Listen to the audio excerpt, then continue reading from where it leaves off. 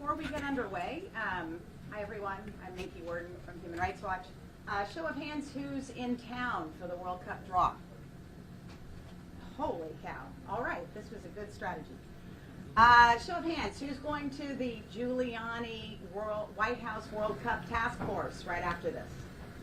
Okay, a few people? All right, great. This is a much better show to be at, so thank you for coming today. Sound check on this mic. How is it? Does it work for everyone? Yes? Okay. Greetings. I think we will get underway. Oh, great. Dynamite. Thank you. Perfect. No. Thank you. Well, we put it on the coffee tip. Thank you. We are getting underway. So welcome to those of you in the room and also online.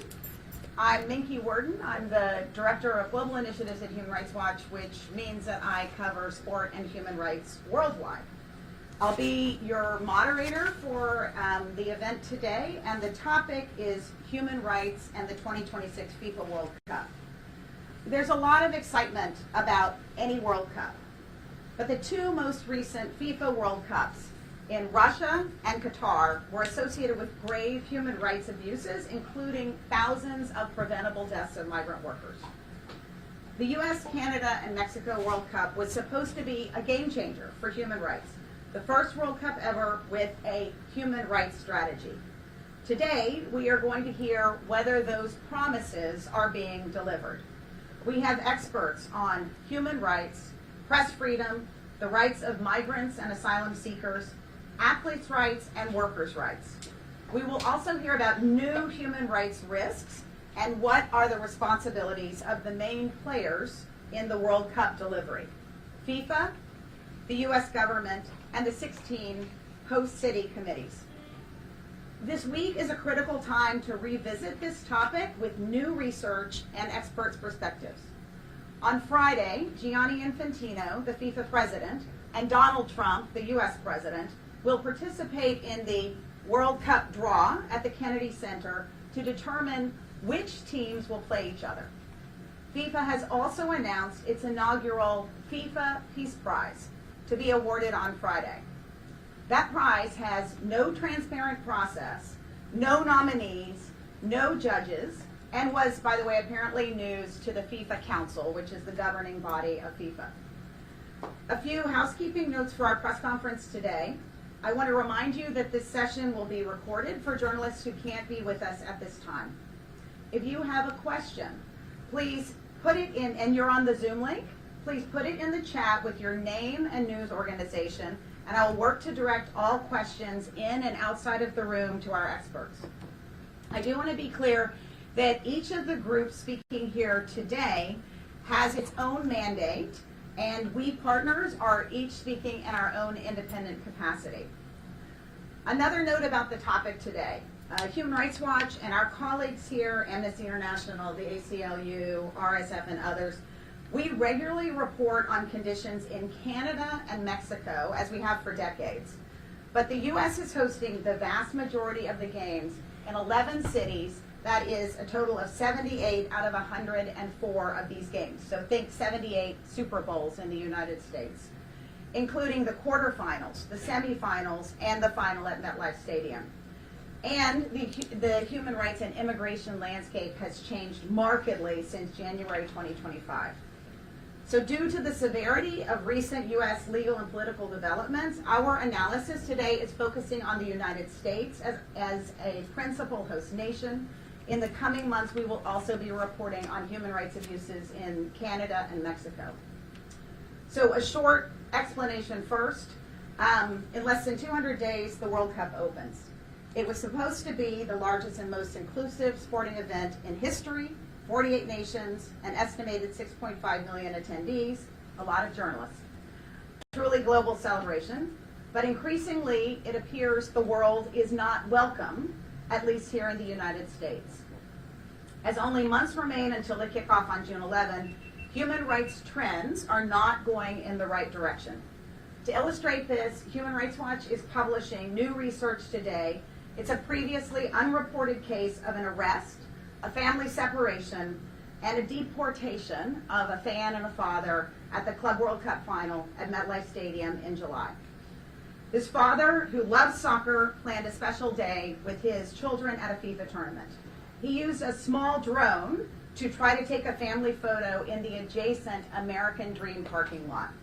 Instead of enjoying the day watching football with his 10 and 14-year-old sons, the father, an asylum seeker, was arrested, turned over to ICE, held for 3 months in New Jersey's Delaney Hall detention facility, and then deported. A minor drone violation became a 3-month detention and then a deportation. The family separation happened because of a failure by FIFA to properly assess the risks for fans and families and to mitigate those risks. This is not an isolated case. From January 20 to October 15 of this year, ICE arrested at least 92,392 people in and around cities where the World Cup games will be played, according to government data that's been newly analyzed by Human Rights Watch. This reporting is now live, and we have copies of it on the coffee table over there. So I'm now turning to our partners in the Sport and Rights Alliance and Dignity 2026. Although trends are not going in the right direction, the good news is that there are coalitions, experts documenting these abuses and pressing FIFA and the 16 host city committees to uphold their own and international human rights policies, to follow the rule of law, to follow international human rights. So first we are going to hear from Rachel Causey of the Sport and Rights Alliance, and we also have one of the leaders of Dignity 2026. So there are two large alliances representing a total of 26 different groups with us today, and this is the coalition that is standing up to the power of FIFA and the power of football to cover up serious human rights abuses. So with that, I'll turn over to Rachel. Rachel Causey, Communications Coordinator for the Sport and Rights Alliance. Yes, thank you so much, Miki, and thank you all for joining in person and online. My name is Rachel Causey. I'm the Communications Coordinator, as Miki said, for the Sport and Rights Alliance. A special thank you to Human Rights Watch for hosting. Closer. Human Rights Watch, one of our founding members. Thank you so much. If you don't know, the Sport and Rights Alliance is a coalition of leading civil society organizations and trade unions, including HRW, Amnesty International, Reporters Without Borders, the ITUC, World Players Association, and more.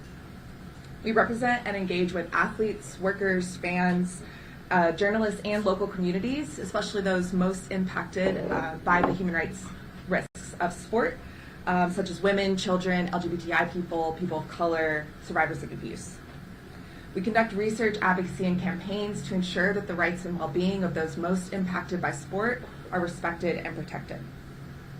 The SRA was founded 10 years ago, actually, in between the back-to-back mega sporting events of the 2014 Brazil World Cup and the 2016 Rio Olympics.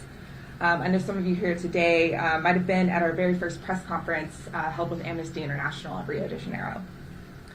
And so, as you know, as Miki said, we're now facing a very similar situation here in the United States with the Men's World Cup in just 6 months, and then the LA Olympics 2 years after that.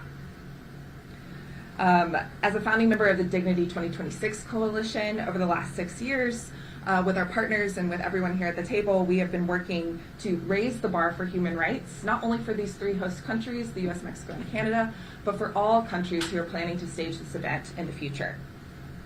In fact, this World Cup is the very first to have human rights in the bidding criteria from the very beginning, in the bidding criteria, the requirements for all host country candidates. This, plus the addition of human rights into the Article 3 of the FIFA statutes, was a huge achievement for our movement and a moment of real hope. But now, with the devolving situation of human rights in the United States, this has put those commitments and advances at risk. So we're calling on FIFA and the host committees to reaffirm their commitments to human rights and take concrete action to ensure that this tournament does not contribute to or exacerbate harm for the people and communities involved. Please enjoy the rest of the press briefing and let us know if you have any additional questions. Thank you. Thank you. And everyone should sign up for the Sport and Rights Alliance media list to make sure you see our coverage from all over the world. And now we turn to Jennifer Lee, who is the coordinator from Dignity 2026. And she is also the director of the Community Health and Innovation Program at Georgetown Law School. And Jennifer has been present from the creation of the Dignity 2026 and back in 2018 when there were the bidding process that included human rights for the first time. That was really the beginning of Dignity 2026. We were the stakeholders consulted. So Jennifer, over to you. Thank you, Minky. Good morning. My name is Jennifer Lee, as Minky has already mentioned. I am director of the Center for Community Health Innovation at Georgetown Law School here in Washington, D.C. I also lead the Dignity 2026 Coalition, which is currently comprised of 16 civil society stakeholders here in the United States, including many members represented here today, NAACP, ACLU, SRA, Human Rights Watch, and many others who are unable to join us today. As Minky mentioned, we have been working together in close coordination since as early as 2018, when the United States, Mexico, and Canada submitted the bid to host the game next year. And our work includes, a part of our work includes working in close coordination with FWC 2026. In fact, much of our collaboration and consultations with the FIFA 2026 team in Miami has been highly constructive over the course of the past few years. That includes our providing significant input on the human rights framework that FIFA has shared with host cities that outlines expectations for host cities in terms of how they engage on issues like safety and inclusion, workers' rights, and access to remedies and grievance mechanisms. Our hope, of course, is that these principles will be substantively and meaningfully reflected in the host cities' action plans, which we expect to see in the early part of next year. And of course, we're very much hoping and encouraging host city committees to make sure that the stakeholders, the grassroots organizations in their cities who are boots on the ground on these issues, are able to meaningfully consult and view those action plans well before then. In addition to our sometimes very frank exchanges with FIFA, we are also working to mobilize grassroots stakeholders within cities and across all 16 host cities, and particularly those 11 here in the United States. And I want to say that finally, it's important to note that in addition to the host city committees and our expectations for them, we want to make sure that FIFA itself is held accountable to their own business and human rights practices, certainly in line with the United Nations guiding principles on business and human rights, which includes preventing and mitigating any harms that FIFA itself may contribute to or that are acted upon by government entities. So as Minky mentioned, we are 200 days or about 7 months out from the start of the tournament, and I think for many of us this is an unprecedented moment. You see before you today some of the most prominent civil liberties and civil rights organizations here in the United States coming together to express some of our concerns and also indeed expectations for next year. You'll hear from us many different issues, including, for example, I think for many of us, immigration is top of mind. Over the summer, some members of our coalition worked closely with Fair Square to publish and organize a public sign-on letter directed to President Infantino, expressing our concerns about this administration's current policies around immigration and the impact that it will have on communities, workers, fans, visitors, and the people who already live here. To date, that letter has not been publicly acknowledged or responded to by FIFA, even though it was signed by over 90 civil society organizations here in the United States. Another issue, of course, is the impact of the tournament on some of our most vulnerable community members, including people who are experiencing homelessness or are housing insecure, people who face risks of being displaced by the tournament or even criminalized for their status as part of so-called beautification efforts or cleaning up efforts by the host cities. This is especially important to us in the wake of last year's Supreme Court decision in Grants Pass versus Johnson, which essentially held that it was constitutional for cities to criminalize sleeping outdoors in our communities. You will also hear shortly from Kathy Feingold, who is the international director at the AFL-CIO, which has been a founding partner in our coalition and has been an anchor on our labor rights issues across the past few years. We know that workers, of course, are the backbone to the tournament, and they will be also vulnerable to unsafe working conditions like heat stress for low wages and other types of issues. And then we've seen how some of these issues, including displacement, overplacement, so forth, has expressed itself in many ways in past tournaments here in the United States, including the 1996 Olympics in Atlanta, 1984 Olympics in LA, which are host cities for next year. And for us, they serve as cautionary tales about how not to proceed.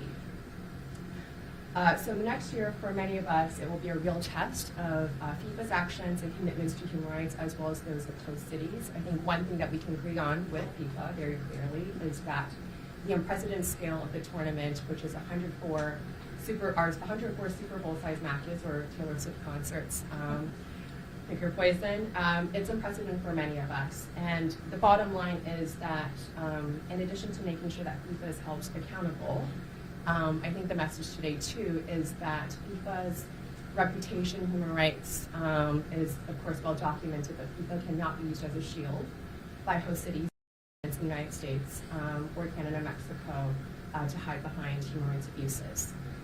In many ways, of course, 2026 is also unique because of the fact that the responsibilities for the operations of the tournament and the human rights protections are diffuse across many different stakeholders, including FIFA, but also host cities, host city committees, and various aspects of government. So every entity has a role to play, including all of us in this room as civil society stakeholders, as press, and as stakeholders broadly. But happily, I think the United States has a rich history of civil society organizations being movement and movement builders and agitators, as Jamal likes to frequently say, to make sure that that human rights conditions are protected. So with that, are we ready to introduce the video? I want to introduce Kathy Feingold, who of course is the International Director at the AFL-CIO and is Deputy President of the International Trade Union Confederation, or ITUC.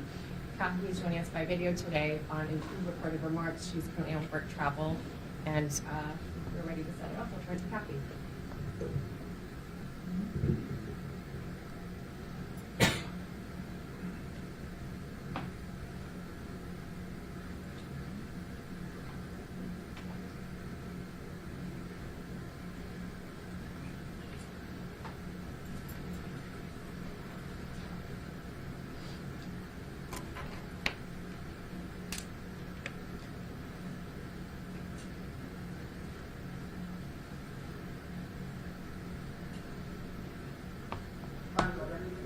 Director of the AFL-CIO, the union federation representing 15 million workers in the United States. I'm also the Deputy President of the International Trade Union Confederation, the global union body representing over 200 million workers around the world. Working people care that FIFA will uphold strong worker rights protections. We want the games to be successful in the United States. Without working people, the games can't go on. It's going to be workers that are sewing things at the stadiums. They're going to be building things to make sure that we can have fan festivals, setting up the porta potties, making sure that there is security there. Working people are going to get the job done. That's why we think it's so important that the FIFA Games include a robust framework that upholds human and worker rights protections. This is critical because we've seen how games have been played in other countries around the world. And we know that often working people and communities don't benefit from these games. That's why the AFL-CIO is a proud founding member of the Dignity 26 Coalition. It's a coalition that brings together unions, civil society organizations, LGBTQI, human rights groups. Together, we know we can make these games successful. But it's going to be incredibly important that FIFA commits to making sure that not only the local host committees uphold the human and worker rights framework that was built and included in the bid documents, but also that FIFA in all of its contract relations make sure that worker rights and human rights is front and center. We're looking forward to this game. Working people not only want to be spectators, they want to enjoy what's going to happen in their cities. But it's going to be critical that we make sure that these games, whether it happens in the United States, Mexico, or Canada, are done with strong worker and human rights protections. So, thanks very much, everyone. I got a message that it's hard to hear the video online, so we will make Kathy Feingold's video available afterwards.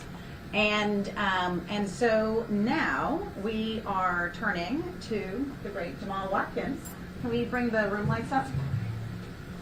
And move the mic. Good morning, everyone. Yes. Well, I'm going to say, I'm going to do your title. Jamal is the Senior Vice President of Strategy and Advancement for the NAACP, which is one of the bedrock groups that is part of Dignity 2026. Jamal. Thank you, Mickey. Good morning, everyone. Jamal Watkins with the NAACP. I bring you greetings on behalf of America's largest and oldest civil rights organization. The NAACP is a 116-year-old institution that is embedded in more than 2,600 communities here in the United States. And actually, as an NGO working with the United Nations, we have members and activists in countries around the world, including Japan, Korea, Brazil, etc. Now, we are here today, in part, as you've heard from my colleagues and others, in regards to the World Cup being and coming to North America, which is exciting. But we also know that the backdrop of this great sporting event impacts and includes people and communities. And here in the U.S., we've had an unfortunate sort of reality, I would say, over the past year, where the politicalization of immigrant communities and the targeting of immigrant communities has been in the negative. And what we find in many ways as we started this journey back even in 2018 was that our focus is putting people above profits. We know that fans, businesses, communities, working people, everyone benefits when sporting events come into communities and thrive. But we also know that there are some negative externalities that we have to face. And so the first concern that we have is this notion of immigrant communities being targeted and demonized by the current political administration. You can literally turn on any news station here in the U.S. and see that there is a hyper fear, if you will, in terms of ICE raids and folks being targeted by the current administration. And so what does that look like when you have a sporting event where millions of guests from around the globe descend upon this country, the United States, with the backdrop of xenophobia and a negative targeting of immigrant communities? The second reality that we are always tracking is that when these types of sporting events come into communities, we know that other sort of illicit and illegal activities skyrocket. Think the trafficking of women, children, people of color. Human trafficking becomes, for example, an issue. And so if we're not prepared to sort of stand in the gap and say, yes, the sporting event is great. Yes, we want to celebrate and have a great time, but we also want to make sure that communities are not negatively impacted. It goes back to that premise of putting people above profits. And finally, what we would argue is that given the amount of revenue and all of the eyeballs that will be on North America, and in particular the United States, we want to make sure that FIFA and every city and every community and the U.S. government toes the line that we're not just investing in the sporting event itself, where we're investing in the communities being safe, free from crime and violence, folks being free from targeting, folks being able to express themselves freely, freedom of the press in order to articulate and tell the right stories, and really to connect the dots so that when the World Cup leaves these great shores and goes to other countries, that the standards have been raised and that the bar is high for both human rights and civil rights. And that's the fight that we're in right now. And I use the term fight because in many ways it's felt like a push and pull when all we're saying is put people first, put people above profits, and make sure that the sport, the fans, the players, the businesses are all thriving in the right ecosystem. Thank you. Thank you, Jamal. And FIFA is very, very well known for putting people above profits. So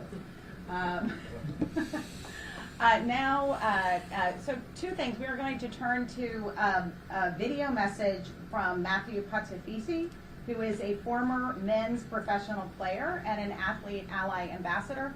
Athlete Ally is a core member of Dignity 2026 and also of the Sport and Rights Alliance. It works to stop LGBT harassment and abuse in sports, starting at grade school through professional sports. So we're going to tee up that video, and while we're doing that, I wanted to ask people in the room and also online if you can formulate and start sending your questions. We will turn very soon to the question period. So the room lights.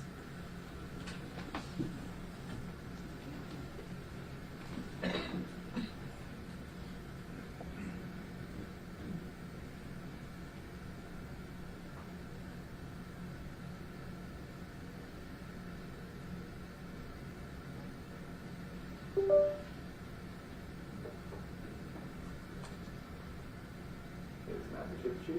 now a former professional athlete for Major League Soccer, as well as a proud ambassador to that development.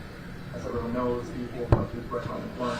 It is simply put the biggest platform in all of world sports. I remember dreaming of playing in this environment, and these dreams did not start when I was in Major League Soccer. They started when I was a kid. The power of the World Cup is that we will have millions and millions of children across the world from so many diverse different backgrounds tuning in to watch this game. And it's really important that they feel seen and heard with their experiences in watching these games.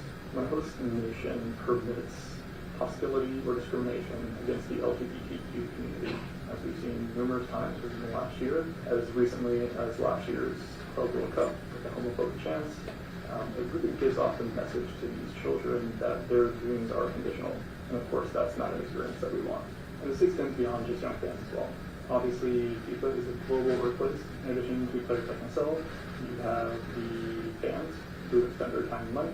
You've got referees, medical staffs, media teams. And ultimately, when basic human rights are not protected, all of these stakeholders are going to be looking over their shoulders. And you can't expect them to perform their best or even participate fully when that's the case. Ultimately, the organizations running these events, namely FIFA, have a moral and professional obligation to protect their workforce and the fans. That's why I'm a strong proponent of reinstating the strong anti-discriminatory policy that was put in place earlier this year. Policy needs to be clear and actionable to protect all of those stakeholders attending and or participating in this event in any capacity. So thank you all. We know the audio on that may have been hard to hear. So make that video available to you. Discrimination and anti-racism policies that FIFA rolled back. They rolled back their own policies earlier this year ahead of the Club World Cup. That those policies need to be reinstated. Some of you will know there were homophobic chants in the Atlanta stadium after those policies were rolled back by FIFA. So that's an important action item. So now we turn to another core member of Dignity 2026. Daniel Noronha is the America's Advocacy Director for Amnesty International USA, based here in Washington, D.C. And I've heard that it's much better with the mic very close. Perfect. Thank you so much, Minky. Almost to the face. Thank you so much, Minky. Good morning, everyone. Buenos dias. Thank you very much for having me here on behalf of Amnesty International. As you might know, Amnesty International is one of the oldest human rights organizations in the world. We are an organization, member-based organization with at least 10 million members all over the world, that we fight to protect and promote human rights in the world. The organization is taking note of the current climate of intimidation and harassment that has been facing the protection of human rights in the United States in general. The federal government actions and excessive use of force have demonstrated a chilling effect on dissent that have led to the criminalization of protest. Additionally, the near dismantling of all human rights capacities within U.S. foreign policy, funding and structure has deeply reduced the capability of international institutions for more accountability. This basically means that all the international institutions that at some point could perform some oversight capacities have been diminished. Within this context, the ability to peacefully protest without fear of retribution is a cornerstone of a free society. Yet, this is increasingly under pressure in the United States. There is a long history of peaceful protest in global football, connected as well with people power. This is the most popular sport in the world, therefore people must be at the center of it. FIFA and the United States authorities must ensure that the World Cup does not become a pretext for stifling dissent or expanding mass surveillance. Every player, fan, journalist, and resident has the right to participate and protest without fear of sanction, arbitrary detention, or any sort of discriminatory treatment, and in this case also of deportation. FIFA has repeatedly committed to delivering a tournament that respects and protects basic freedoms, including rights respecting law enforcement. We need to make sure that the US put these safeguards up front. For those reasons, we as Amnesty International also reject any increase in the militarization of public security in the United States in this context. These include any form of immigration enforcement in complete disregard of human rights. Families, fans, players, and other members of the football community have the right to enjoy the game without the fear of being detained and separated from their loved ones. This is a worrisome expansion of authoritarian practices intended to stoke racism, which in turn instills the fear in many communities and basically is aimed to silence dissent. When people gather for the games, they should not be subjected to the use of technological tools with automated capabilities that enable constant mass monitoring, surveillance, and assessment of people, often for the purpose of targeting non-US citizens for the purpose of immigration enforcement. The World Cup should be a space that embraces diversity, freedom, and equality, where it is a safe space that celebrates football and the other multiculturalism that it brings with it. Football is not only a sports arena, but also the people's tribune. It is essentially an anti-authoritarian game. As the former Brazilian football legend Socrates once said, if people do not have the power to say things, then players will say it for them. He also stated, while I was a footballer, my legs amplified my voice. Thank you. Thanks very much, Daniel, and also for bringing Socrates' voice into the room. So I'm a core part of the Sport and Rights Alliance, is a group called Football Supporters Europe. Many of you will be familiar with them. They were not able to be here with us today. And also the ISC, which is the International Supporters Coalition, which is a North American fans group very similar to FSE. And they have been part of the Dignity Alliance since 2018, going back to the human rights risk assessments.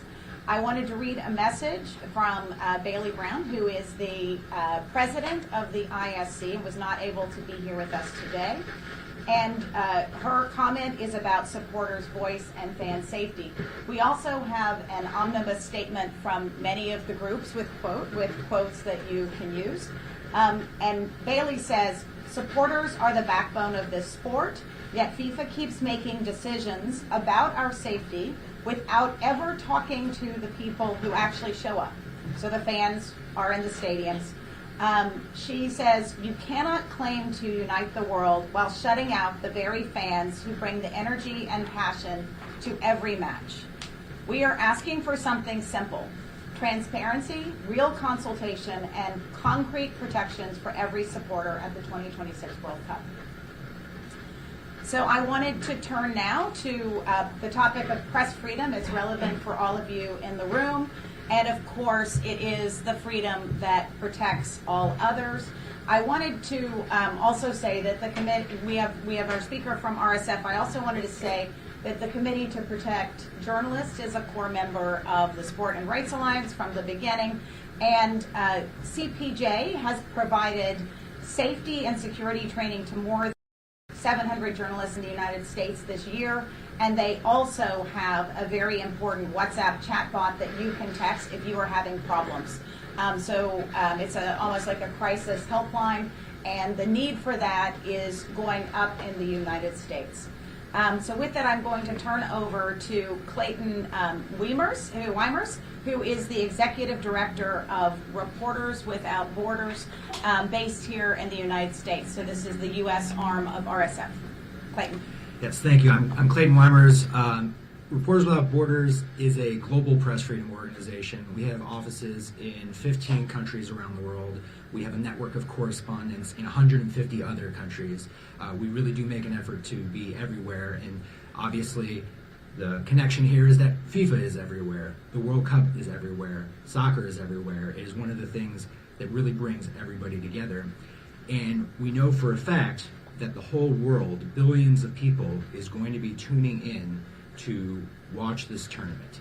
But not just watch this tournament, but follow along.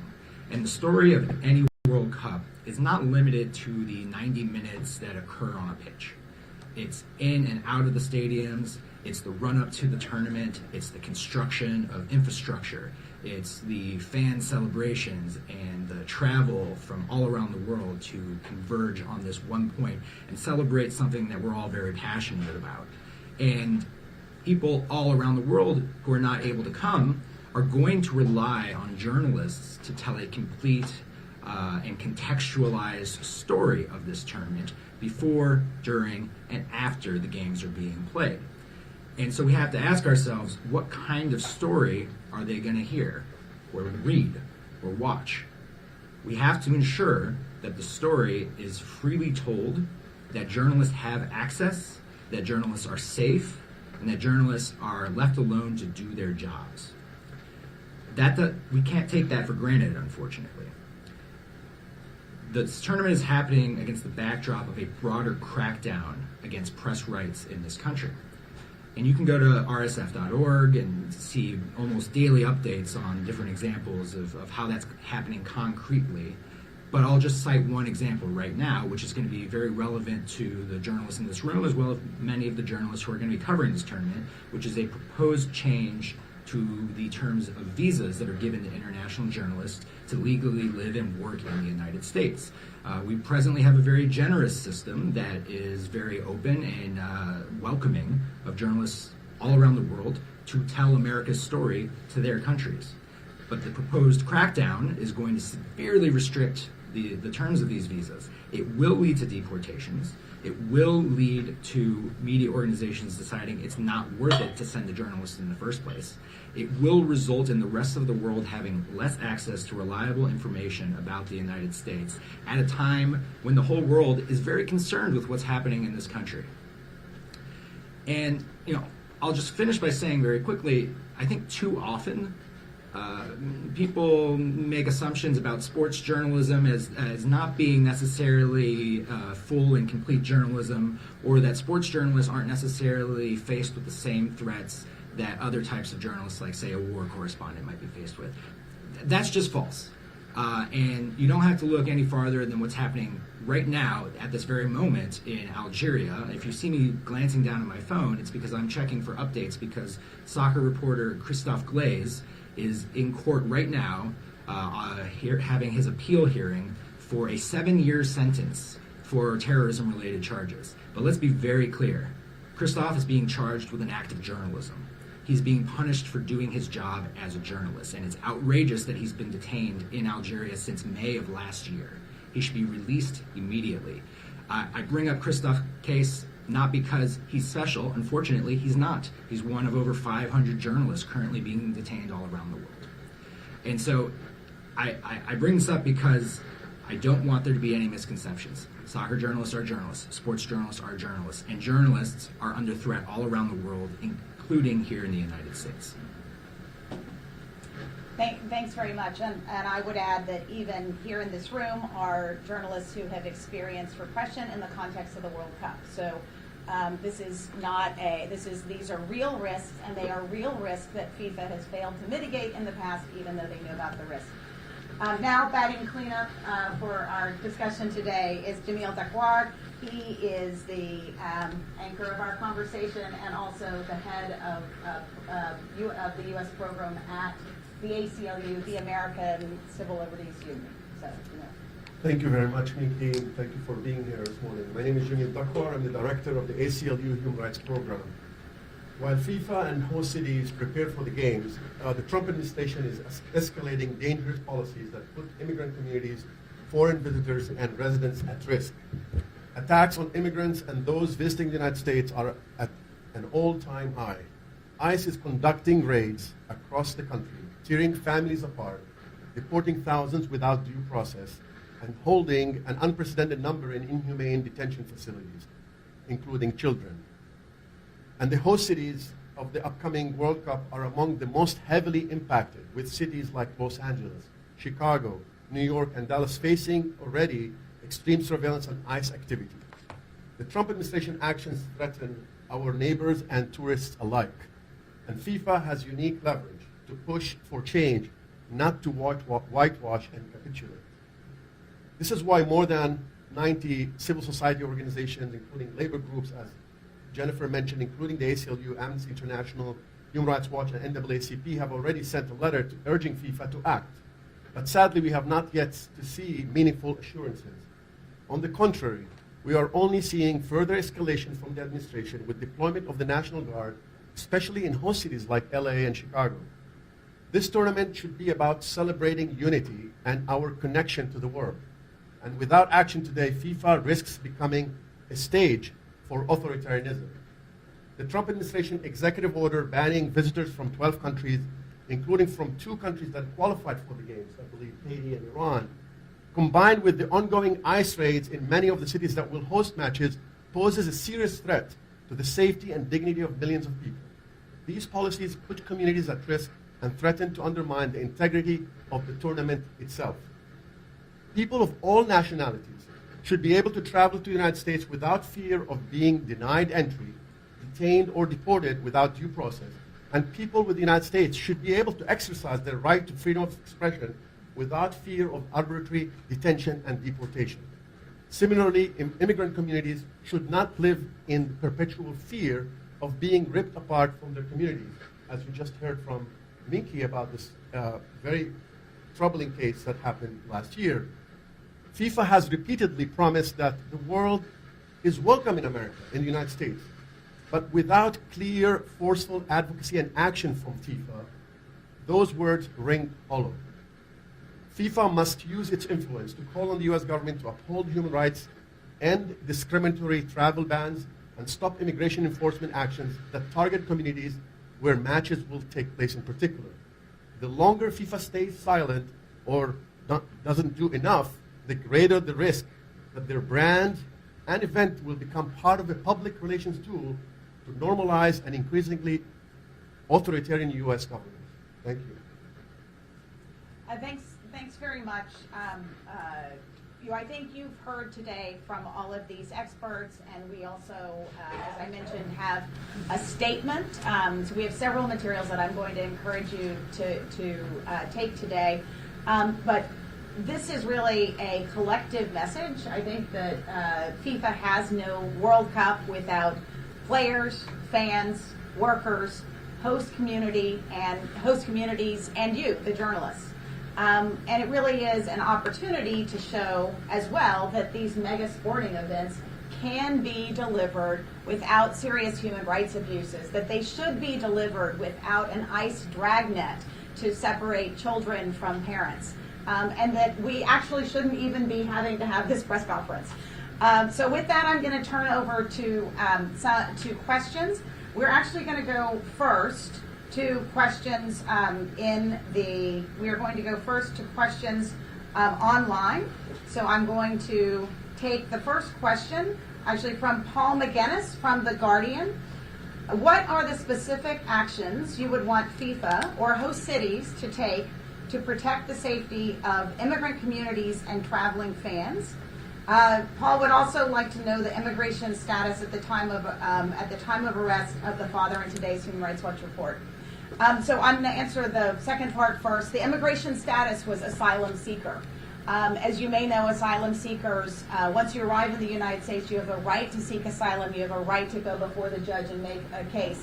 The father was an asylum seeker, and like many in the United States whose asylum status has been arbitrarily changed from legal to illegal, that is his situation. I would say this is, I must mention that Haiti, the men's team, has qualified for the World Cup for the first time in 50 years.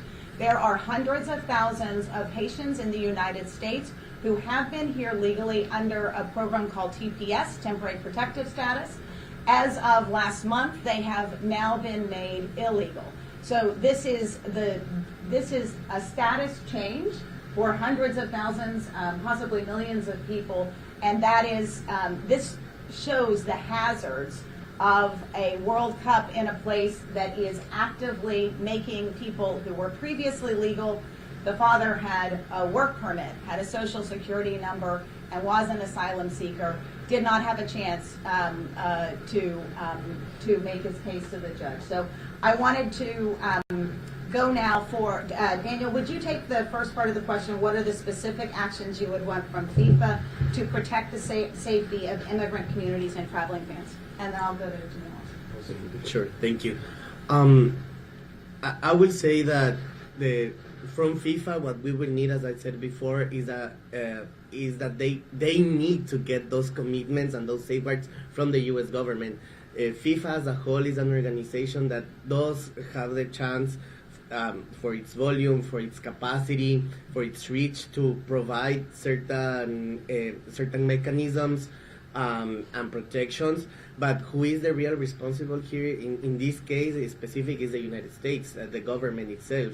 The state has to provide the safeguards that none of these actions will be taking place, that no discriminatory policies will be implemented, and no types of immigration raids will take place in this context that will just hurt the game and will hurt the communities participating in it.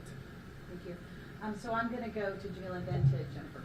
Right, so on the question of what we expect of host cities, look, host cities in the United States have legal obligations, constitutional obligations, and human rights obligations. Before even talking about FIFA and sports events, that is something that they have to abide by the law, refrain from discrimination, racial profiling, targeting people because who they are, and engaging in any kind of unlawful activities. But of course, with this hosting these events, they have to have additional safeguards for rights protection, including for labor, for workers, for immigrant communities, for free speech and assembly rights, for all these events that are going to happen, so that people can participate freely without fear of being detained, summarily deported, etc. One of the things that we're concerned about is some cities have reached agreements with the federal government called 287G program. These agreements have been essentially deputizing to the local state governments the federal authority to engage in local enforcement of immigration, particularly with relation to detention of people who would be detained. Those agreements have been harmful, have been abusive, have been well documented by our organizations as something that should not be engaged. So we are calling on host cities to refrain from these kinds of agreements, because these are something that open the door for more abuses and less transparency and accountability, and less people will be willing to be in those places if they will not be protected from abuse. Thank you. And our new Human Rights Watch reporting also has a section on the 287 Jennifer. Yeah, and I think it's also important for us to mention the fact that in addition to hearing from national stakeholders on these immigration issues, this is also clearly a very issue in many of the host city committees, and there's lots of local immigration advocacy organizations who've been kind of beating the storm for many, many years, and of course are very under-resourced at this moment. But I do want to kind of mention, in addition to the 287G agreements that Jamil has mentioned, and the fact that, I think a lot of stakeholders and cities are asking for repeals of those agreements, or at the very least making sure that law enforcement are trained adequately. I do want to say that, within this 100-mile border zone that we have in this country, where that allows for the kind of warrantless searches and arrests of individuals, I think we should note that 8 out of those 11 host cities here in the United States are within that 100-mile border zone. So I think that's one of the reasons why this is front of mind for many of our cities. I also want to mention that I think many of our cities' stakeholders are asking for open and transparent communication and information and data, including data tracking around the arrests and where they're being held, and just making sure that that information is made publicly in advance for all stakeholders. Thanks very much. So we're going to go now with a question from Khalid Nahar from the German media Sportschau. It asks a question. I'm going to have Jamal take that question. The question is, political neutrality is within FIFA's statutes. FIFA also claims to have a zero-tolerance approach when it comes to discrimination. How does this match up with the close relationship of the presidents of FIFA and the USA that has been shaping up in recent months? So a question about discrimination and anti-racism policies. Well, we want to be clear that there is no such thing as political neutrality in these current times. Most folks would argue that's like saying let's be colorblind, when we know that you actually have to be politically conscious of what's happening in the context in the U.S. in order to make sure that the policies and practices that you're adhering to actually match up with your values. And I'm using that because I don't want this to turn into all of our organizations are somehow anti-Trump. But what we are anti are the immigration enforcement policies that are literally tearing apart families and demonizing immigrant communities. You heard Minky lift up the reality that temporary protected status for Haitian community members here in the United States has been wiped away. For what reason? It's hyper-political, it's partisan, and it's meant to be used as a tool of fear. And so we're clear that in this moment, with FIFA coming into North America, the United States in particular, $14 billion plus of revenue, if the funding giant that FIFA is not using that to make sure that the values of embracing communities, making sure that policies and practices are embedded in due process, if those things are not being pushed to the forefront, then it does become very political. Then you actually are aligning with policies that are flawed and wrong, not only for communities here in the United States, but for the hundreds of thousands and millions of fans around the globe who are looking to the United States as a beacon for what should be democracy. And so in many ways, what we're wrestling with is not semantics, but it's real. And so part of the discussion that we've had even before this press conference, some folks would say, what's the chances of a family being torn apart and folks being detained in an extrajudicial process and disappearing? Very high. You see it on the news almost every day. This is not a conspiracy theory. It's happening in our communities. And so if FIFA turns a blind eye to this, then they actually are picking a political side. And it's the wrong political side connected to the values and morals that we as a nation actually stand for. Thank you. And obviously the World Cup is an attractive event. So it is it's an event that people love and are attracted to. And they may not recognize the dangers that are inherent, and it's FIFA's responsibility. I have a question from Sander van Meersbergen from Dutch media Algemeen Dagblad. And the question is about fan safety. Suppose I'm a Dutch fan wanting to visit the World Cup. What is your advice? Should I delete messages about Donald Trump on my phone? Are there other things I must keep in mind?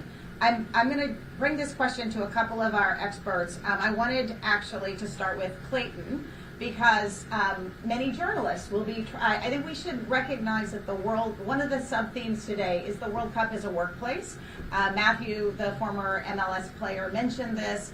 It's a workplace for players. It's a workplace for fans groups. It is a workplace for journalists. So what are the risks to people if you have messages on your phone? And please also cover social media risks. Yes, thank you.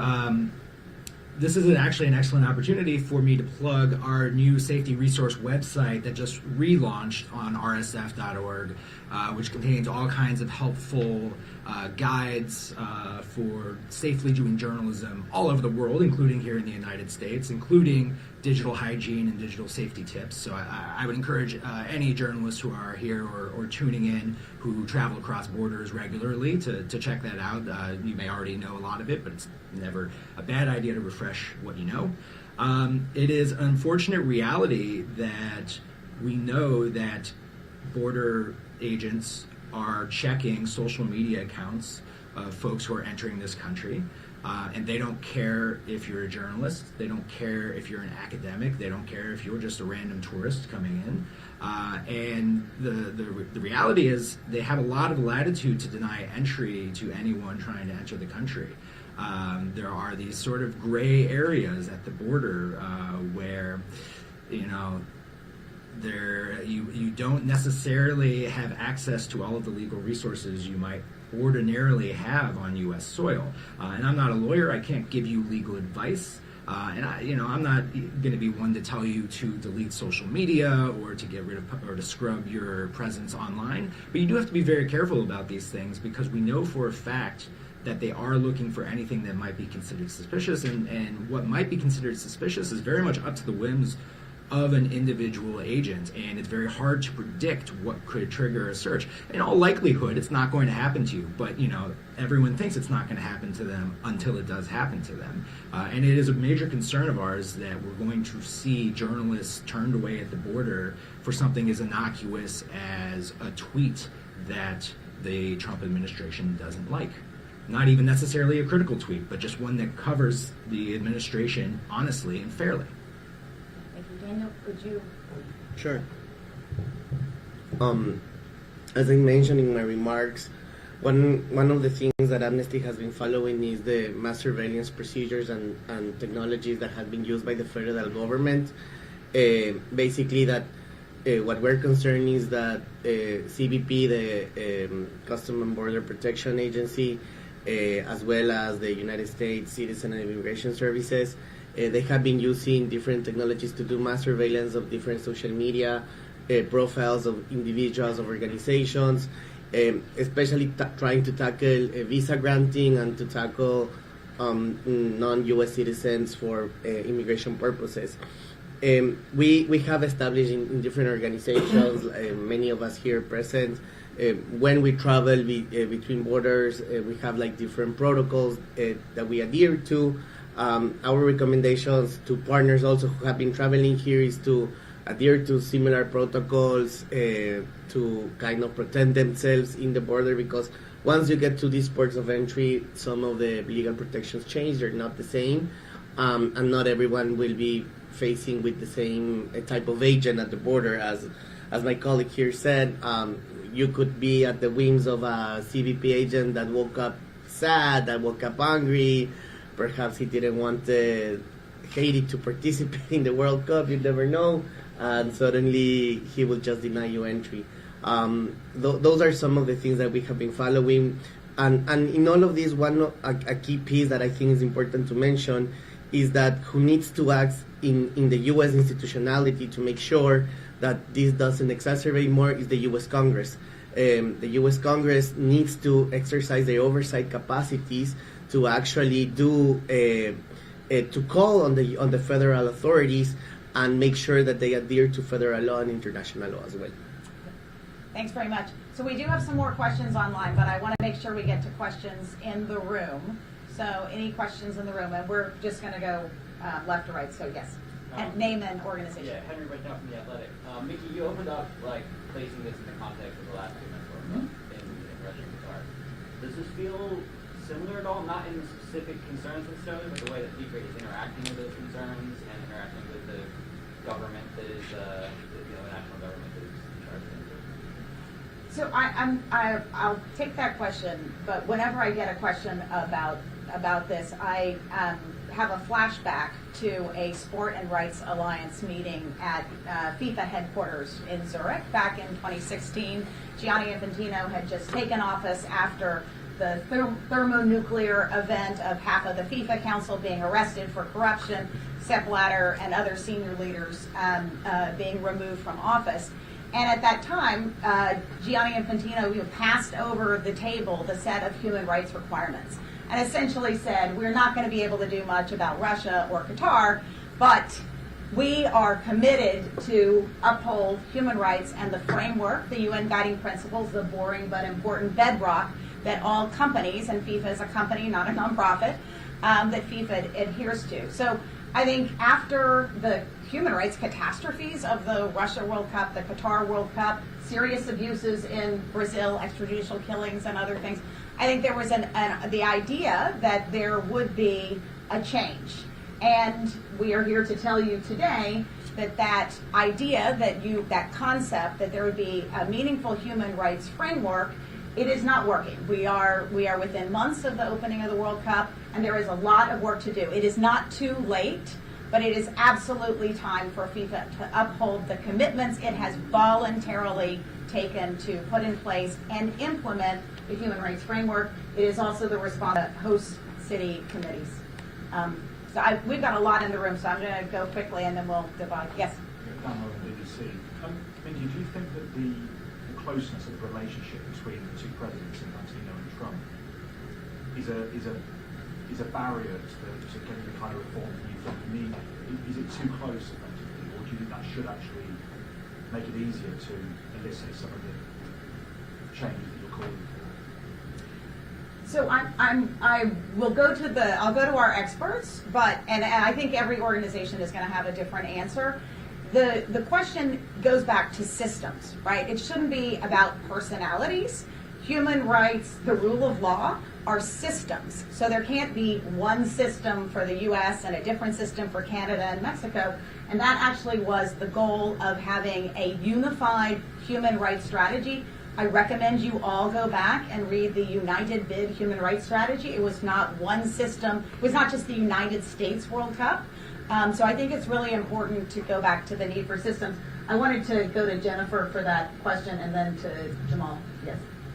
Pretty easy question. I mean, I will just give you one data point, which is in the previous administration, we have worked very closely with them, with members of the OSG of U.S. government, in addition to working with FIFA and stakeholders and civil society representatives on the ground.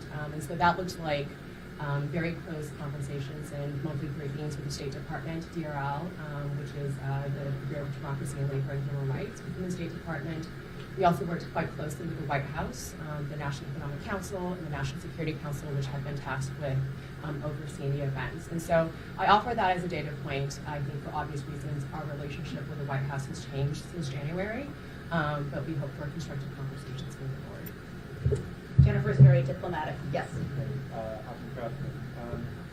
You've outlined over the last hour dozens and dozens of concerns about what's currently happening in the United States, making condemnations or demands or asking for things.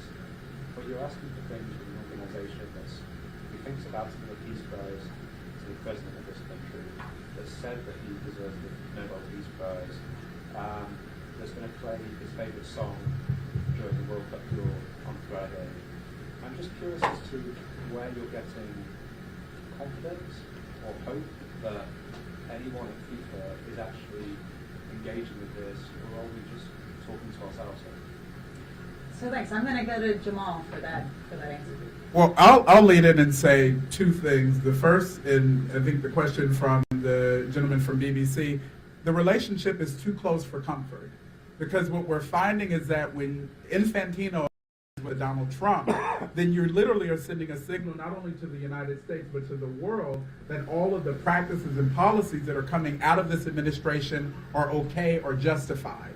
And that is literally the antithesis of the agenda of an organization like the NAACP.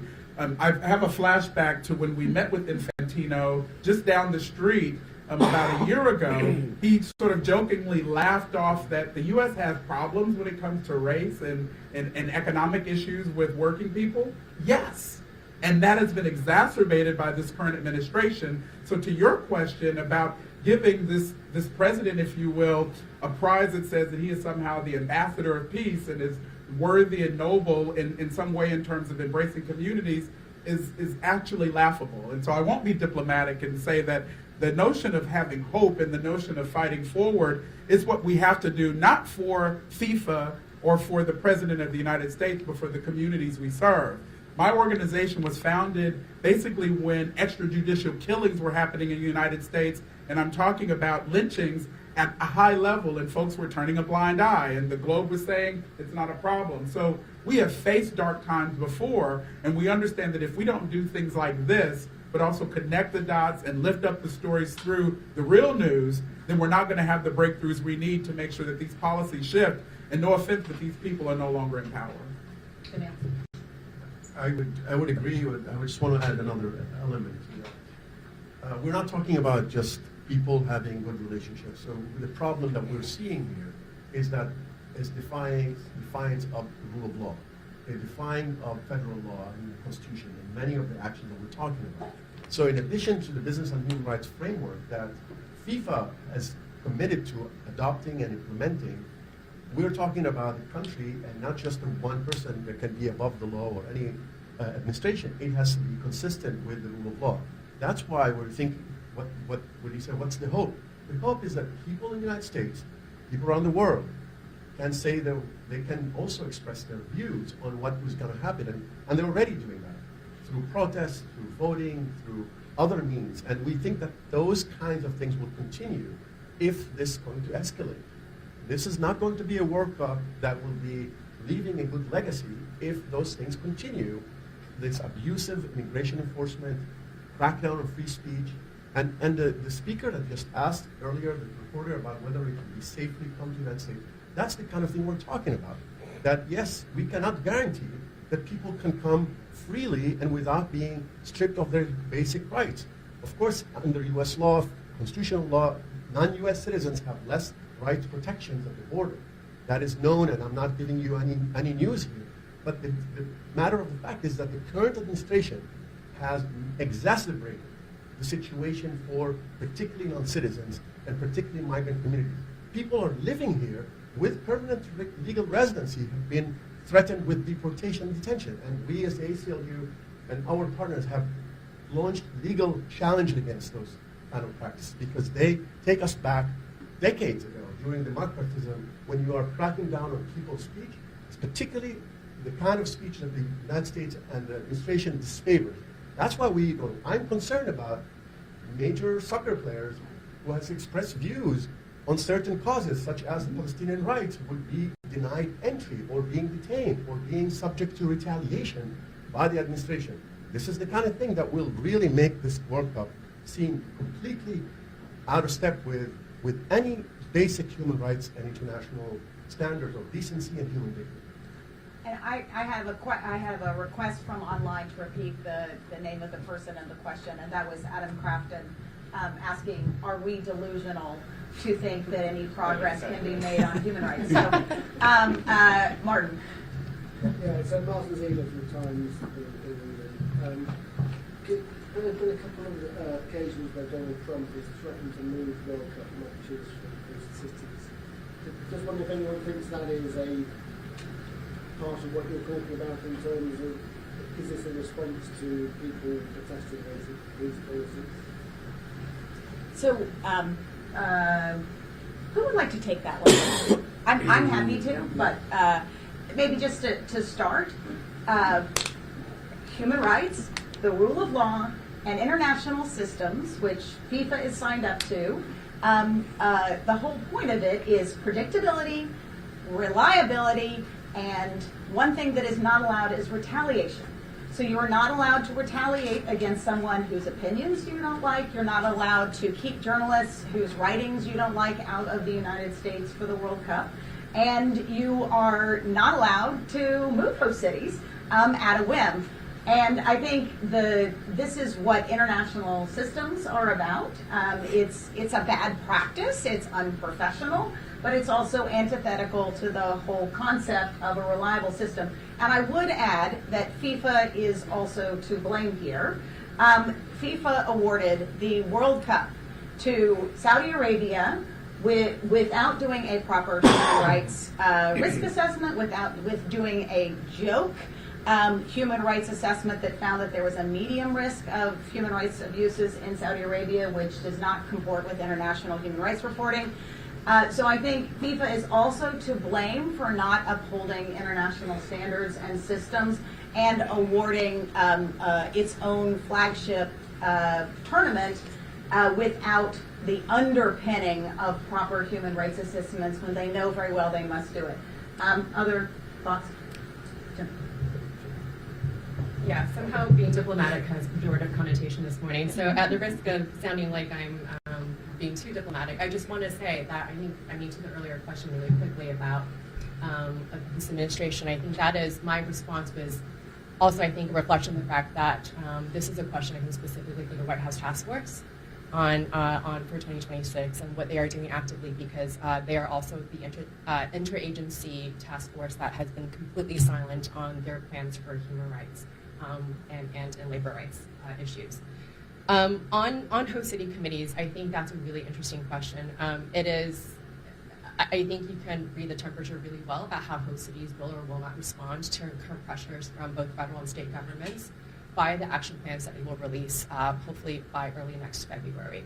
But I also think this is a question for FIFA. FIFA, I think it's very well known, has not resourced the host city committees in financial ways, or provided them with any financial means to actually execute the human rights action plans. So there's no funding, there's no kind of meaningful staff. So this is sort of the Wild West for actually human rights for a lot of those cities, in addition to a lot of political challenges that they're facing from both the federal government but also across state governments. So I wanted to go now back to questions from online. And Jana Olivio from Finland's media Ital-Sanomat asks, are there any specific countries that have qualified, for example, Iran, Uzbekistan, Haiti, or others, that you are concerned might not have supporters allowed to travel to the U.S. at all for the World Cup? And I'll go to Rachel Causey from the Sport and Rights Alliance for that answer. Yes, thank you, Minky, and thank you for the question.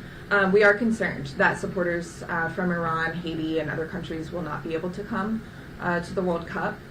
We've worked very closely with the Open Stadiums movement in Iran, where women have been fighting for the right to attend their own football matches in country for decades. And now the World Cup in the U.S., which should be a beacon of freedom, is also now going to prevent those same fans from being able to attend matches. So we're very concerned, and we're calling on FIFA to work with the administration to ensure that supporters are able to attend the matches, and that this truly is a World Cup for the world. You cannot have the World Cup while leaving out most of it. Thank you. So want to go back to questions in the room? Yes. Bill McCarthy from AFP.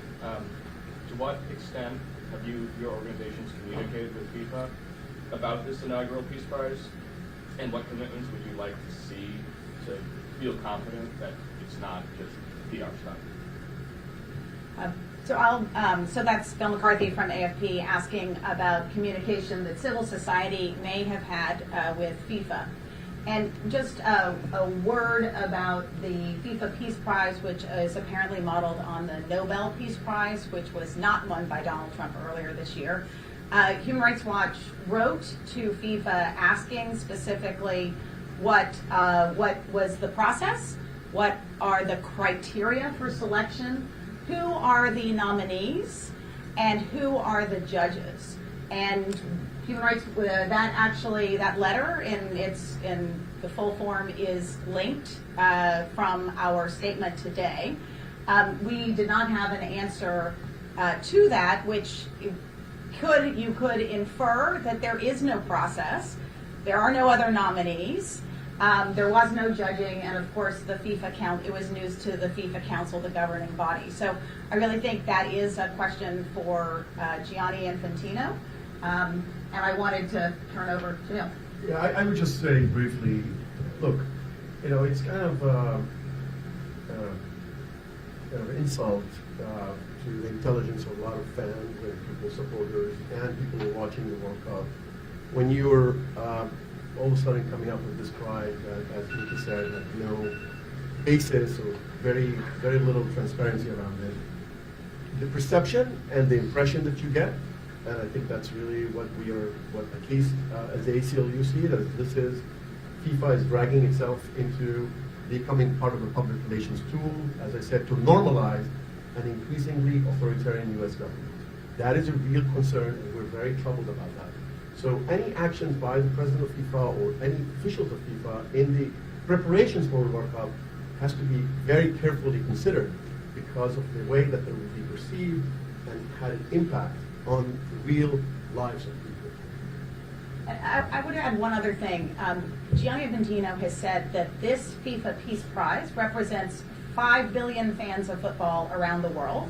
I think it's really, the Dignity 2026 and the Sport and Rights Alliance have two of the major fan organizations.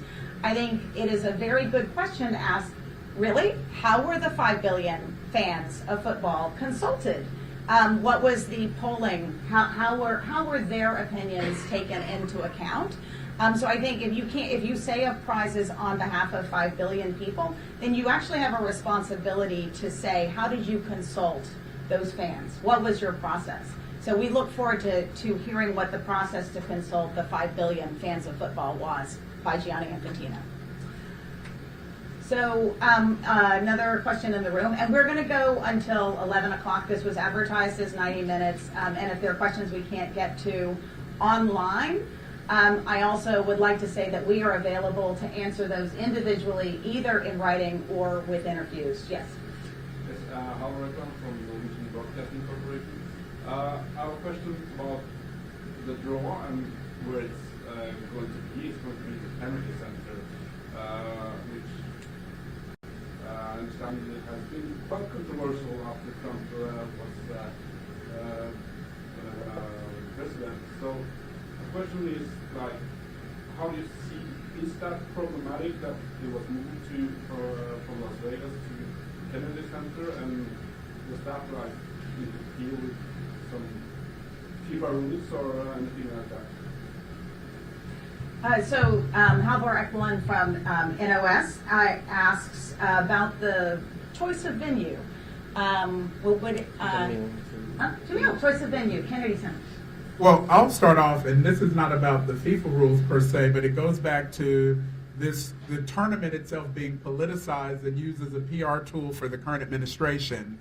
As you know, the Kennedy Center has been taken over by the White House in a way that has been unprecedented. And in many ways, for civil society in the United States, folks said that we were going to not partake in activations at the Kennedy Center simply because it's being used as a tool by the White House for a self-appointed, if you will, king. And so you hear this notion of authoritarianism and fascism, and it actually is something that's playing itself out in the context even of the World Cup. If it's about the players, the fans, and community, then how can one person say we're going to shift where the draw is going to happen and place it in a location that benefits me politically?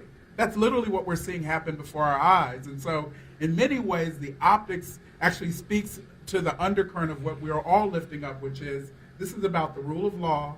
It's about putting fans first. It's about putting communities first. And what we see, even with the draw being shifted to the Kennedy Center, it's another sort of line in the sand of a self-appointed king, if you will, saying, this is my playground, and I'm going to use this sporting match to really glorify myself and who I am as a leader, which is the antithesis of why we're here in the first place. I would just add one additional comment, which is that this is part of a pattern of art institutions, science institutions, research, and really take back the country in terms of the interest. So it's not just about what's happening in the Kennedy Center. You know, there's a lot of concerns that we have about the Trump administration interfering in the independence of many institutions, including the academia, including the higher education system, and the attacks on academic freedom, which is something that's been ongoing. And we've raised alarm and concerns, including in some of the context of litigation and other advocacy with other sister organizations. So we do have concerns about when you are trying to use, as my friend and colleague Jamal said, we're trying to weaponize and trying to use the venues based on ideological reasons rather than ensuring that those kinds of places are open to all, are really places where people can feel that they belong and they're not under a particular political tag or particular political affiliation. And only if you are close to the administration of the political party, then you will be able to be welcome. I think what we care about is that to have a country that people are feeling all welcome, a feeling that they have equal protection under the law, and there's not a country that belongs to only to particular people who belong to a particular party or belong to a particular or voted to a particular president. And so that is, I think, what is at stake here. And turning the FIFA and the World Cup into some sort of another way of polarizing the country is really concerning to us. Yes, football should unite, not polarize. A last question in the room, and then we have one more online. Any last question in the room? Yes. Problem for AFP as well. In which extent can have the ice raids an impact on during the World Cup? And can Trump also send the National Guard in some cities like he's done before with LA? Yeah, so we'll go to Daniel. Sure, thank you. Sorry.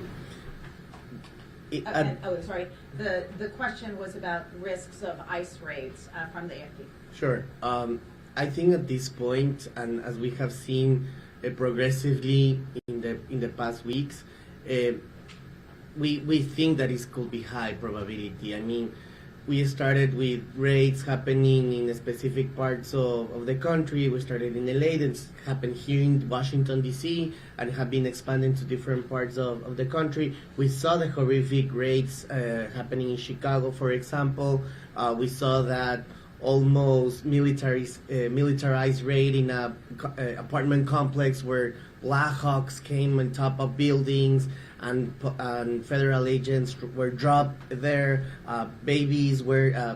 Toddlers were tied hands outside of their buildings. So we're seeing all these different patterns that bring, of course, a worrisome perspective of what could be done afterwards. We are hearing today, right now, for example, with the report that was headed by our sister organization, Human Rights Watch, on what is happening on these detentions in this context. So although we have heard reassurances by FIFA and in public statements that this will not happen, we cannot be confident of the work of the administration. It has been on several occasions as well, in the Oval Office, in other type of statements where the president has said, well, once we have the visa and you decide to stay, you're going to be Secretary No One's problem now. So there is this instant speech of belittling international fans, of putting down anyone who wants to attend these games and these events. So it's a very high probability as well of the use of the National Guard. We have seen an uptick in militarization, and we think that this could be amplified more, and that's what we have been saying. The World Cup security cannot be used as an excuse of heightening up the militarization in different parts of the country. Yeah, and I agree with that. I just want to add, we are concerned about militarization of law enforcement now, tomorrow, before the World Cup, during the World Cup, and after the World Cup, right? And of course, now the focus is on the World Cup because it's such a big event that has likelihood that this will make things worse for people in this country to feel safe, in particularly immigrant communities. Well, one other thing I wanted to add, this administration is ramping up its immigration enforcement. For those of you who don't know or not familiar with the budget that was adopted by the U.S. Congress just a few months ago, we're talking about $170 billion in funding for immigration enforcement, including $45 billion specifically for ICE detention. Where is that money going to go?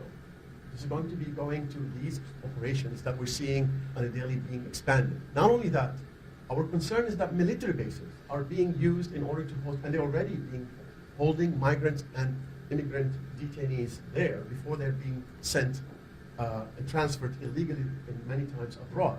So we are very concerned about militarization of law enforcement, very concerned about militarization, bringing the military into our cities and into our communities, and turning military bases, which really has reminiscence of the horrific legacy of the internment of Japanese Americans during World War II. And that is something that I think we need to be very, very, and this is an issue that has made the country split the country in a way that decades later, President Reagan had to apologize for the thousands and thousands of Japanese Americans who have been detained in internment camps. We do not want to see this happening in this country. There's already been chapters like this. So FIFA had a role to play in sending a clear message and take a real commitment and assurances that be made that those things are not going to be happening during FIFA. But we want them to be stopping tomorrow, today and tomorrow, not to wait until next summer. I think one of the challenges for our stakeholders over the last few years, and particularly now as we're getting closer and closer to the tournament next year, is the fact that FIFA and other organizers have not been as explicit and transparent as they should have been all along about what their plans are. So we need FIFA and host cities and other entities to make clear whether or not ICE, the National Guard, and other federal law enforcement will be at the stadiums. In addition to what Jamil has said, We know that recently, as many of you have also reported, U.S. government has passed $625 million in federal funding for security apparatuses for the host cities.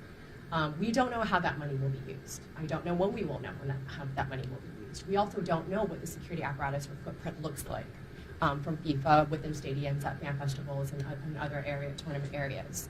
I think we do have some indication, of course, this isn't just kind of hypothetical, of what ICE will look like at stadiums.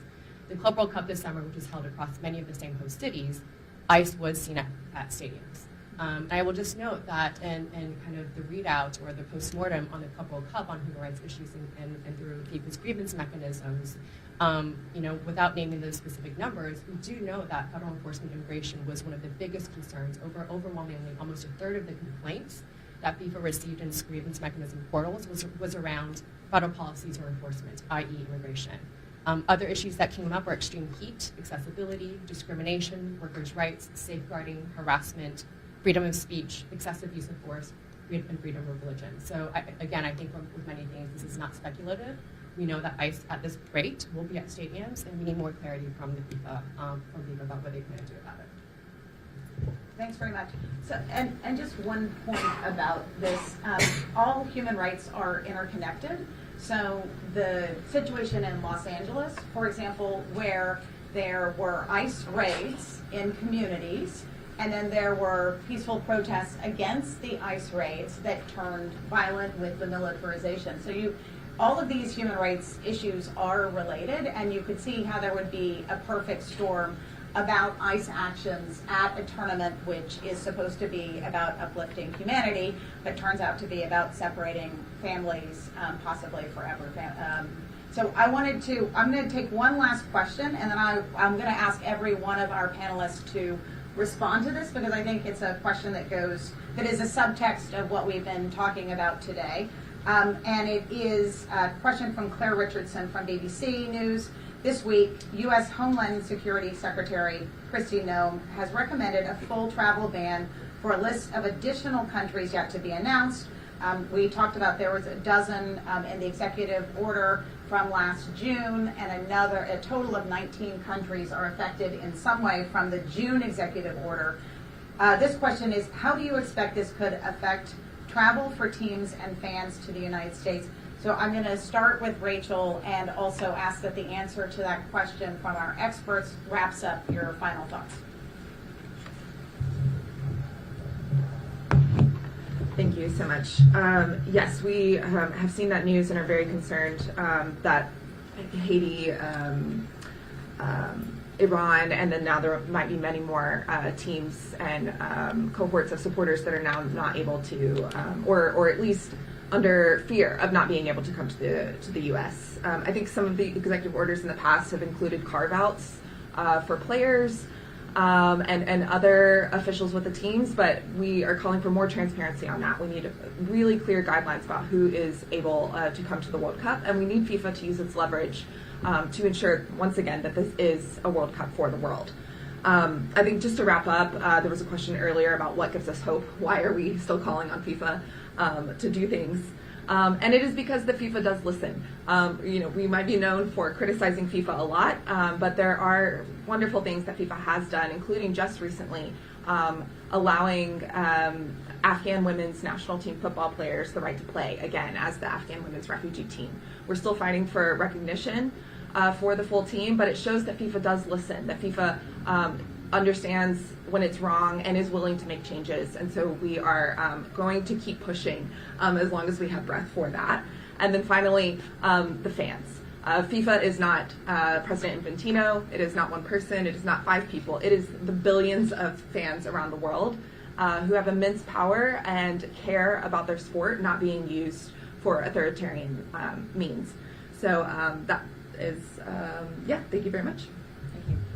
So Clayton, maybe the travel ban and how it could affect these travel bans, and then an unspecified future list of countries that could take us to 50. Yeah, well, there was a question earlier about the close relationship between FIFA and the presidential administration right now, and in this instance, FIFA needs to use that close relationship to secure concrete commitments of a transparent and accessible process for journalists to be able to come to this country legally to cover the World Cup before, during, and after the tournament.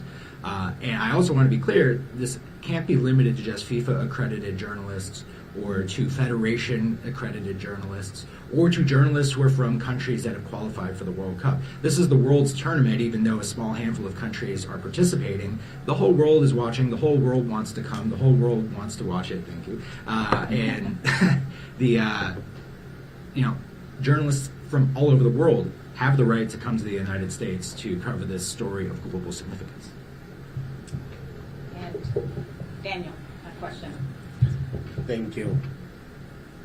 I think that we have made it abundantly clear that this is a world event.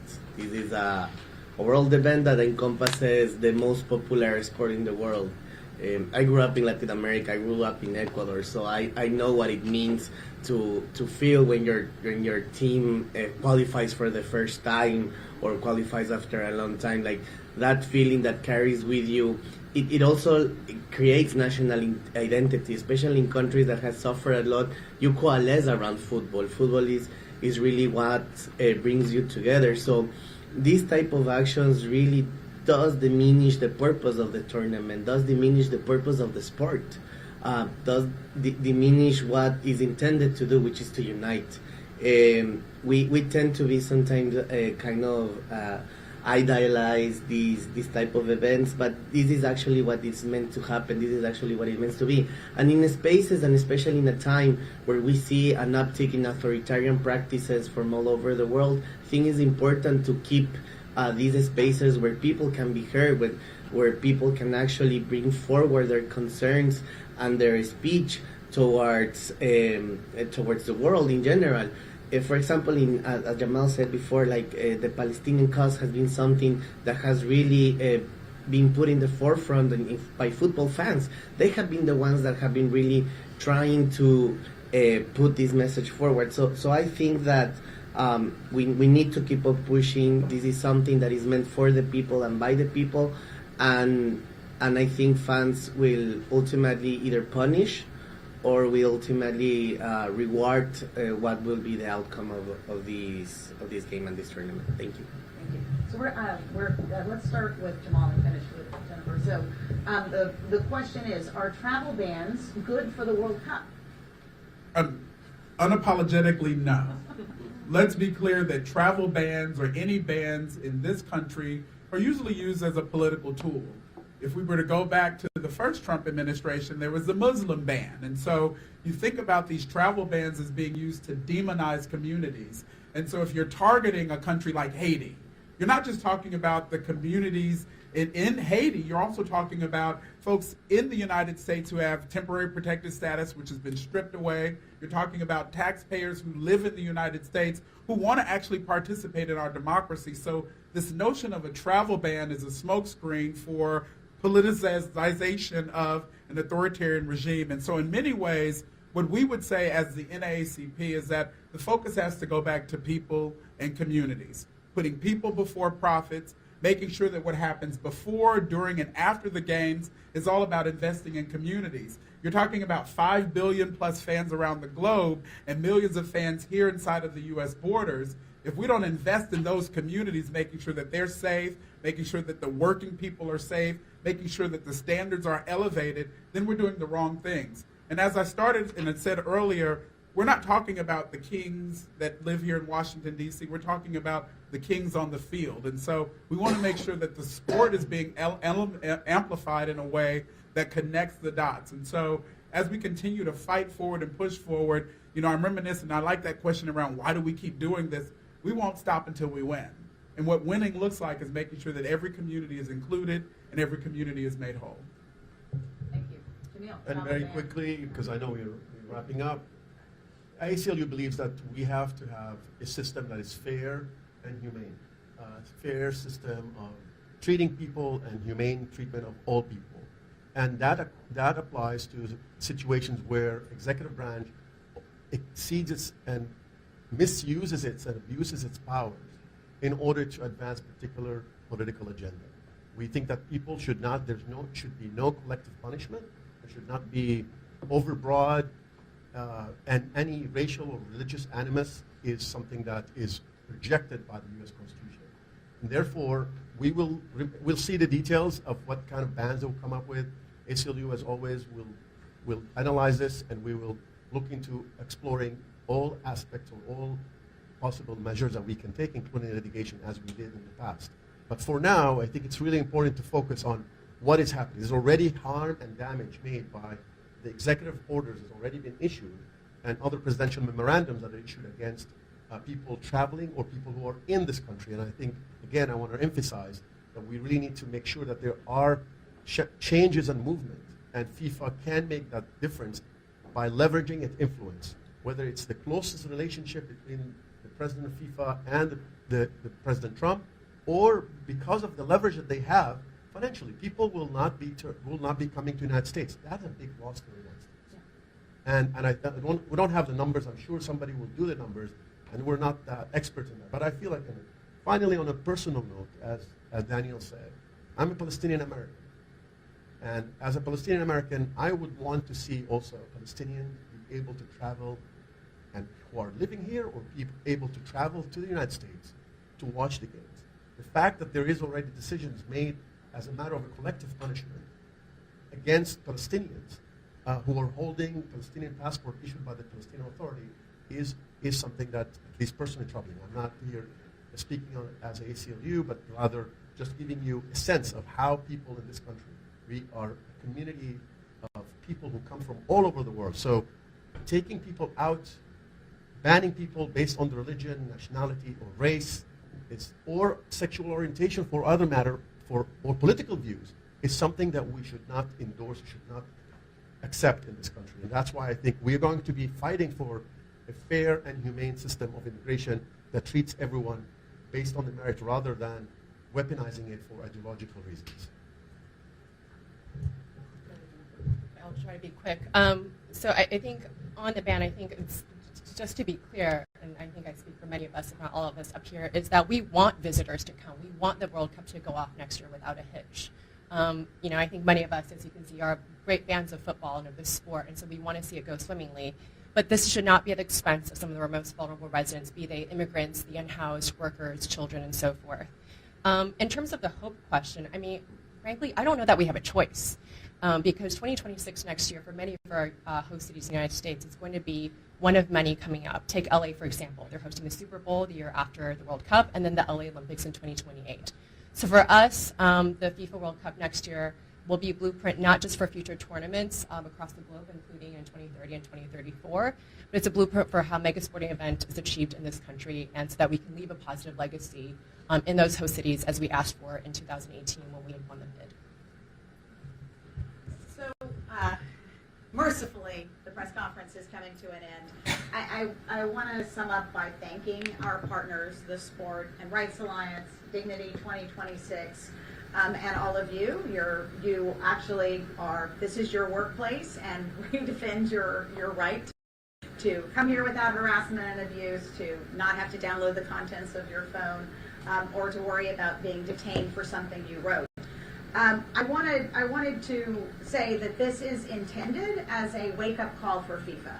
As Jennifer indicated, we have been working with FIFA, with their excellent human rights team, with many partners inside FIFA. It's not a monolithic organization, and there are many people who understand very well the responsibilities that FIFA has to uphold human rights, to uphold the rule of law, and not to create an event that is a dragnet for immigration enforcement. That is a very important point. So I wanted to end by saying there is no World Cup where players have in the workplace faced LGBT discrimination, harassment, racism, or abuse. There should not be a World Cup where workers or children are exploited for their labor. There should not be a World Cup where fans face being banned, or worse, arrested and deported if they are here in the United States. So that's I think we have two visions. You've heard two visions of the World Cup today. One that uplifts the rights of workers, of fans, of players, of journalists, and of communities. and one that actually abuses the rights of these essential stakeholders for the World Cup. This will not be the last time you hear from Dignity 2026 and from the Sporting Rights Alliance. We hope to be a resource reporting on things that are relevant for the World Cup coming forward. And next year we will be having reports on the human rights situation in Canada and in Mexico. But because the World Cup draw is taking place on Friday, because the so-called FIFA Peace Prize will be awarded on Friday, we felt it was really important to give a counterpoint about where the situation stands right now, today in the United States. Thank you for coming, thank you for listening, and thank you for your great questions. We have available electronically and online the statement from all of the groups that are participating, and everyone here is available for interviews following. Thanks very much.